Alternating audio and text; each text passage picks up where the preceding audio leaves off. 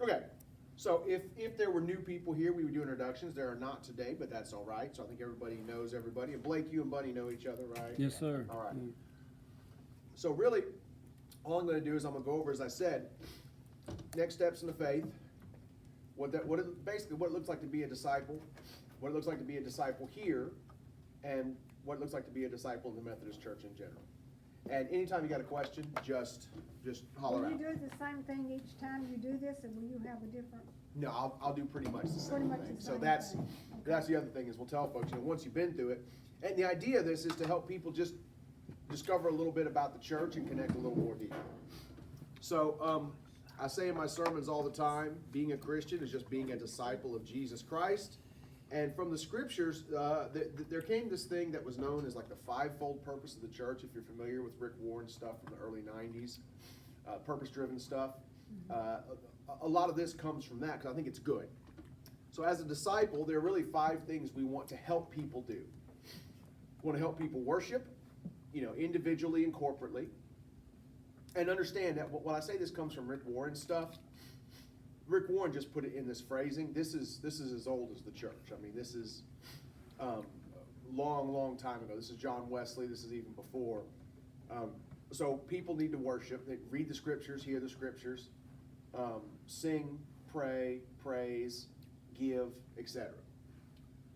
Spiritual growth. Spiritual growth happens, one of the big ways is through the study of scriptures. And again, we do that privately, we do that personally, we can use commentaries, we can use other things, but doing that with other people in a small group is really important. And that's one of our goals, is to get people who are not connected to a small group, whether it's Sunday school, the United Methodist Women, or something else, to get them plugged in. So I think y'all are all connected to a Sunday school. If you see people in your demographic, I'll say, I don't want to say age range because there are people of all ages that go to different Sunday schools. But if you see someone in your demographic who's not connected to Sunday school, they need a personal invitation from somebody who's connected. That one Sunday, Roy stood up and said, hey, our Sunday school's great. Everybody's invited. Well, 2 new people came, and they've been coming. So that's a really neat thing. But, in this church, unfortunately, we just kind of expected that people would join a small group of Sunday school. There hasn't been much of an emphasis on really getting people involved. And that's one thing the Baptist church does real good. Buddy, you're gonna get invited is too mild of a word. You're gonna get invited to Sunday school. And I mean that with the best intentions. And your more modern Baptist churches, they'll have Sunday school, but they'll invite you to their home group or their life group or their cell group or whatever it's called. But John Wesley did that when people converted in early Methodism. He organized them into classes and bands. And these were meetings, small group meetings, where they would actually study the scriptures, but beyond that, there's an even smaller group that'd be like 6, 7 people. You had to answer the question, how is it with your soul this week? Where have you sinned? I mean, you had to get down to some real stuff. And if you didn't do that, you couldn't be a leader in the church. John Wesley was serious about it. And you know what? It worked. Small group ministry is really important. Spiritual formation. Also, spiritual formation happens through retreat ministries. So these 3 have all been to Cursillo, so have I. Bunny, have you ever been to a weekend retreat ministry? Yeah. Okay. You ever been to Walk to Emmaus? Walk to Emmaus is interdenominational. It's very effective. Now, Walk to Emmaus will do men and women separate. There's a Methodist one called Cursillo. Happens down in Alexandria. It's a Thursday evening through a Sunday afternoon. It's a fantastic ministry. It's a great retreat. It's not for people who aren't believers. It's not even for really new believers. It's for people who are growing and who want to learn more. But at Cursillo, you'll study, you'll laugh, you'll eat, you'll cry, then you'll eat again, then you'll laugh again, then you'll eat again. And you cry some more. And cry some more. So, they have pretty much a 1-to-1, they call them pilgrims versus staff, pretty much a 1-to-1 pilgrim to staff ratio. So if you've never been to Cursillo, I can get you some information about it. I really recommend doing it. It's just a fantastic retreat. And your next question is, well, what goes on? Some Cursillo people will say, well, I can't tell you. That's the way they talk to me. And I said, well, I'm not going then. But what they should have said was what I'll tell you. There, it's nothing weird. It's just there are certain things that if I told you they were going to happen, they'd lose their impact. Be like telling you, go see this great movie. Oh, by the way, here's how it ends. Right. That's So, right, that's right. I do recommend going to Cursillo, even though you may not know exactly what's going to happen. But retreat ministries are really, honestly, men's retreats, women's retreats. I encourage all believers, and I haven't done this as much as I needed to, but to participate in a retreat ministry at least twice a year. I mean, you kind of need that time away and that refreshing and that it's kind of like a oomph, for your spiritual life. So I recommend a retreat ministry, but then again, spiritual growth, small group Bible study, etc. Then, so we have worship, spiritual growth, and fellowship. We do a pretty good job of this here, but getting people connected to small groups also provides these relationships, accountability, support, encouragement. Again, I preached on it. How many times if somebody went through something and it was their Sunday school class that came through for them? So small group fellowship, that's the way as a church grows, you don't get lost. That's the way it stays small. So, worship, spiritual growth, fellowship, service.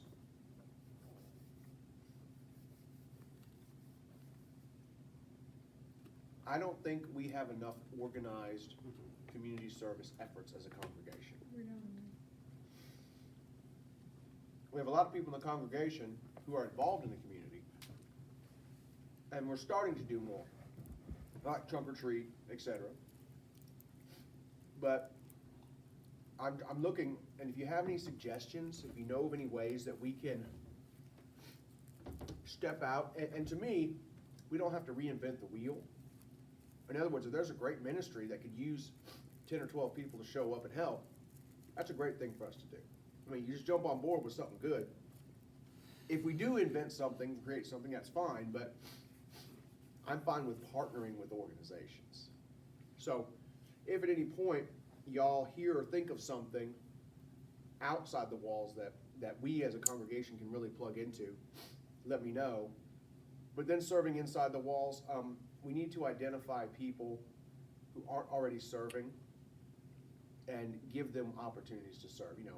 Ushering, greeting, reading scripture, small things those are small steps in service that ushering is not that intimidating for most of us. Now, an extreme introvert it might be.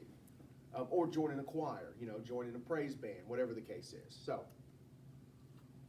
worship, spiritual growth, fellowship, service, and evangelism. And I've been preaching about this. We just go tell our story and invite people. Okay.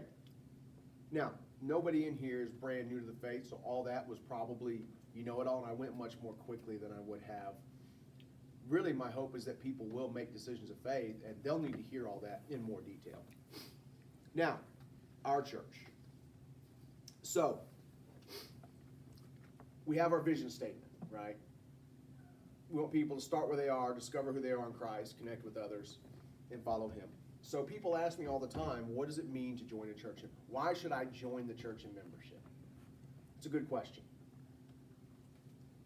And really the idea of church membership is backwards or is upside down from membership to many other organizations, except for service organizations. But, country club membership means you get to do this and this and this and this and this. So you're getting something. You're getting access to something special. You're getting certain privileges. To me, church membership is just the opposite. It says, I'm growing to the point where I want to make the mission of the church happen as thoroughly as possible. Now, there are some quote-unquote benefits to church membership. One of them, if there is a church-wide vote, only members can vote. Secondly, to serve on a leadership committee, you have to be a member. So those are things that membership grants you. And all members of every United Methodist Church have full rights to full disclosure of financial reports. So if you're a member, you can walk into Monique's office and say, I'd like the full financial report year to date. No problem. There's no questions. There's nothing. Because it's transparent. My salary is public knowledge. Now, Who gives what is not public knowledge. That's not made public. I mean, yes, we know that information, but that's not made public. But this much is budgeted for this, we spent this much on this, these checks went to, I mean, that's all completely transparent. So members get that. But really, the idea of church membership is when a person says, I want to make the mission of the church happen. And with our vision statement, that means someone is committing to that and saying, I believe in that, and I want to make it happen. So if someone just wants to attend, that's okay. I would like to see people become members because there's something special about solidifying a commitment publicly. That's the other thing. We generally don't do private membership. It needs to be a church-wide thing, partly because the church needs to celebrate it, but partly because there is something special about certain things like graduations and wedding. I mean, those are done with witnesses because there's something powerful there. One thing I like about the membership is you belong. This is my Right. church. Right. I'm a member of this Right. church. I'm not just visiting here. But when you join it as a member, then It is and technically, when you join as a member, the church takes a vow to support you in your walk. So that's another reason why it's not done as much, because the church promises to support you. That's why we don't do baptisms privately either, because part of baptism is the church saying, yes, we will support this person. We will support you in your walk. So yeah, that's a great point. So in the UMC, we have traditional vows. So now we're getting to stuff we may need to know about. We ask, of course, if you repented of your sin. Do you believe the church is open to all races, nations, creeds, et cetera, all genders? We do require for membership for a person to be baptized, not necessarily in this church, not necessarily in a Methodist church. We affirm all Trinitarian baptism. We call Trinitarian baptism Christian baptism. So if there was water involved, and we'll get into baptism in a minute, but if there was water involved and it was a baptism in the name of the Father, Son, and the Holy Spirit, we're good with it. Infants all the way up. So you got to be baptized. You got to answer yes to those questions.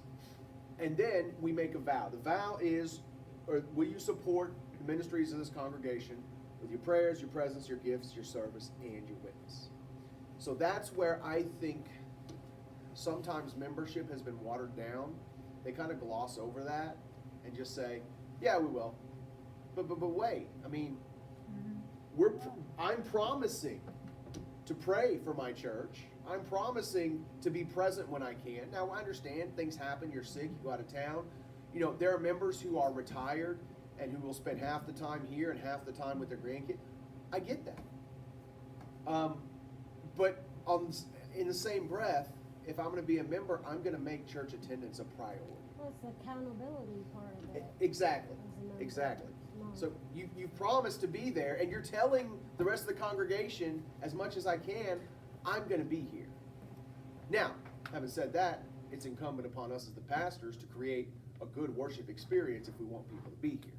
And we try to do our best with that. So, presence is an important one, and I don't think, a lot of people become members for reasons other than supporting the vows. Because some churches have a wedding policy that says you can't get married unless you're a member. So they'll become a member, or they want their kids to grandkids, so they'll become a member, and you never see them again. Or they want their child baptized. Or the church has a daycare or a preschool that has a waiting list, and church members get first priority, so they'll join the church for that reason. And then people say, but see, that gets people to join our church. Under what pretense? What's the motivation? I'm not saying a daycare or preschool is bad. Church membership to me is not done to gain an advantage. That's the way I see it. All right, we commit to supporting the ministries with our gifts. We commit to giving. I have made, I think, no bones about the fact that I believe the standard for Christian giving is the tithe. I've believed in that ever since. Having said that, especially people who are newer to the faith, they may not be in a place where they can take 10% of their earnings and give it. So maybe they're in a place to give 1 or 2. So what I try to say is, okay, if you're not tithing, if you're giving 2%, next year try to give 3. Try to work towards it. And I am not a prosperity gospel preacher. I'm not. but every time we've tithed, it just seems like everything we need comes through. Amen. I'll just say it that way. It just seems to work. And now also, I don't believe the ceiling is the tithe. I believe the tithe is actually the floor. I believe in the distinction between tithes and offerings. So the church is also unique in that every other membership, like your country club, Bayou DeSere is going to charge you 10 grand just to apply. And then however many thousand a month to be a member. The church is the only organization that lets people be members but doesn't require dues. And when people say, oh, the church just wants money, well, if you want the lights on and plumbing to work when you come, yeah, we got to have money. I mean, to me, it's very practical, right? There's nothing wrong with saying this cost. The electric bill doesn't say, oh, you're a church, you don't have to pay us. Energy, no, don't worry about us. No, Energy wants their money. So that's important. But going back to the financial thing, if you're a member and you're giving, well, even if you're not giving, but if you're giving especially, you've got a right to know how's the money being utilized. I mean, you really do. And if you say, gosh, I really feel like I want to have some input into where it goes, ask to be on the finance committee. That's a fantastic way to be involved in the life of the church. Okay, we commit to supporting through our service.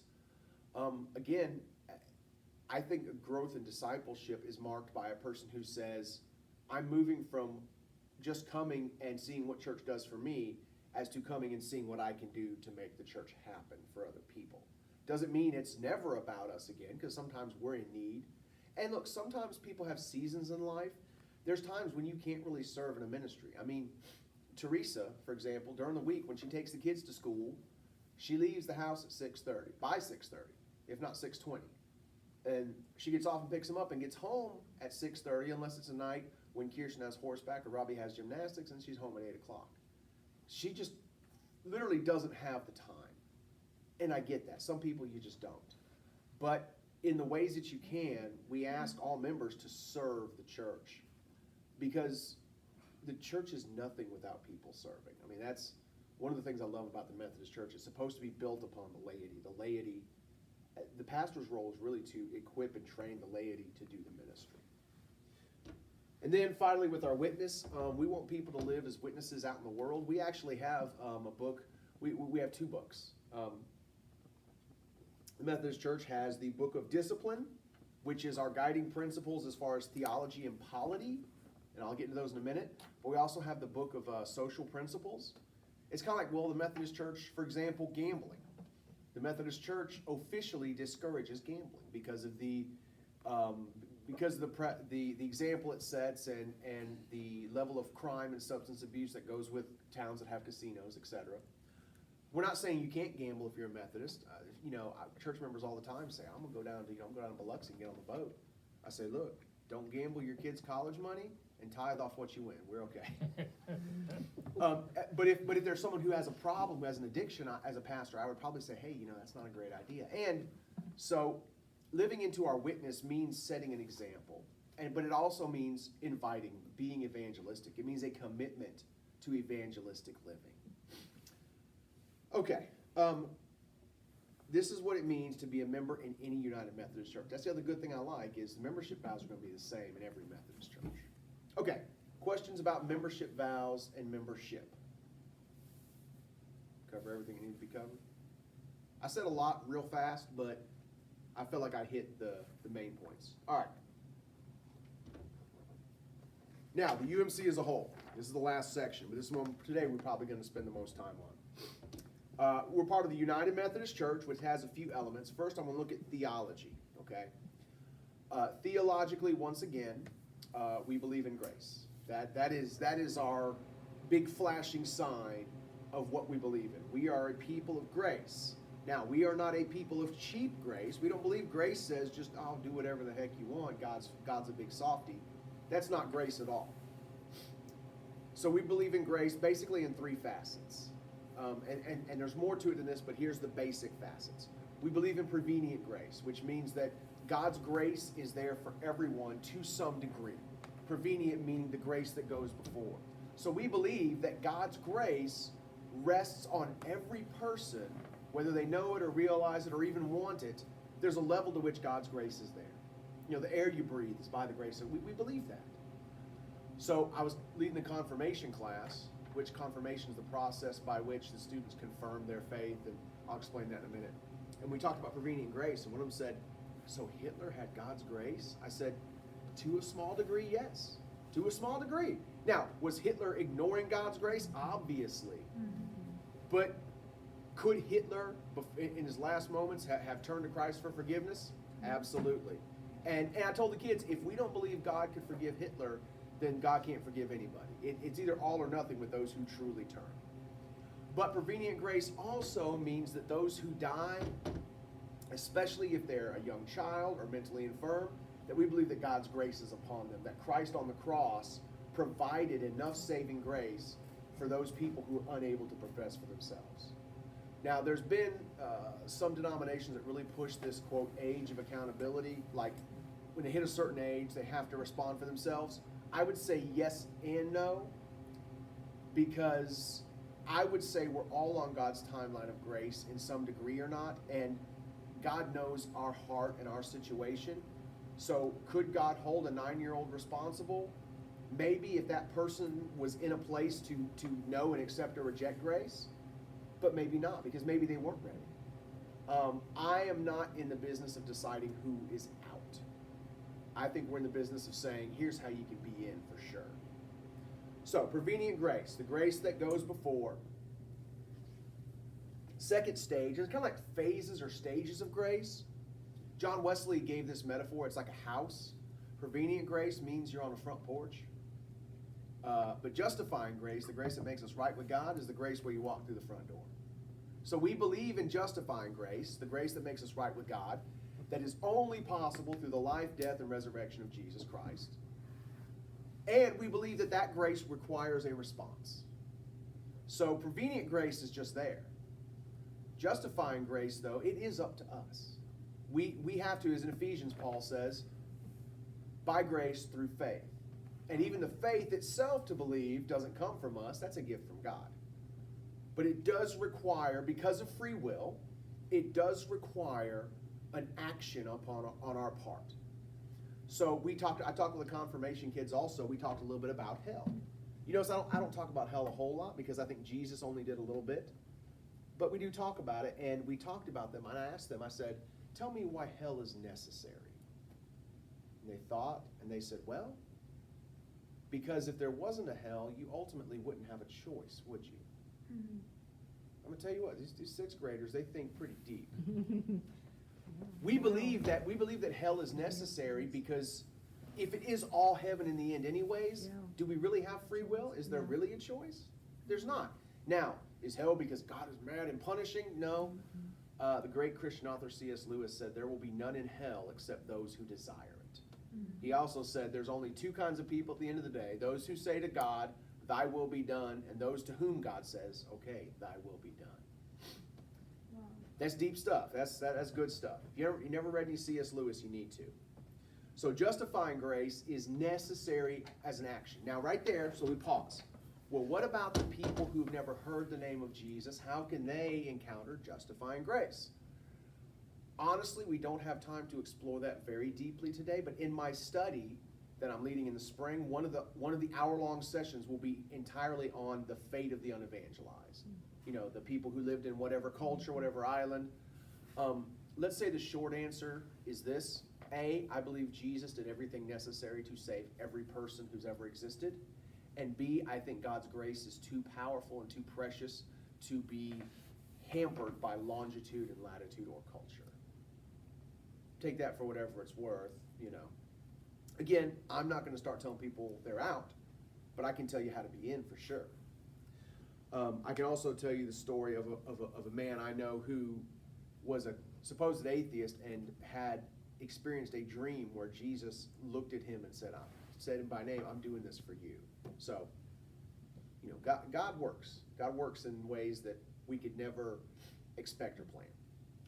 Okay, third type of grace, sanctifying grace. So when we do believe in God, when we come to Christ in faith, two things happen. One, we're forgiven, we're justified, we're made right with God. But two, we as Methodists believe in an actual change. Something is different. So when I became a Christian, you know, I kind of did my own thing. and became a Christian later in my high school years, and we used to go out to parties and do all these various things that were wrong. And I become a Christian the night before, and then I went to this party, and all of a sudden I just felt so wrong being there. Like everything was different inside of me. Things just, no one had preached a sermon about it. I didn't feel guilty because I was, this and that. Just, I felt different. I was different. I heard a story of an old country man in a church one time stood up and said, through God's grace, I can do anything I like. But fortunately, God's grace changed my liker also. That's good. So, sanctifying grace changes us instantaneously, but then it continually sustains us. And it's one of those things that the more we expose ourselves to God's grace, the more change we see. And when we withdraw from the means of grace, we begin to see regression, right? I mean, that's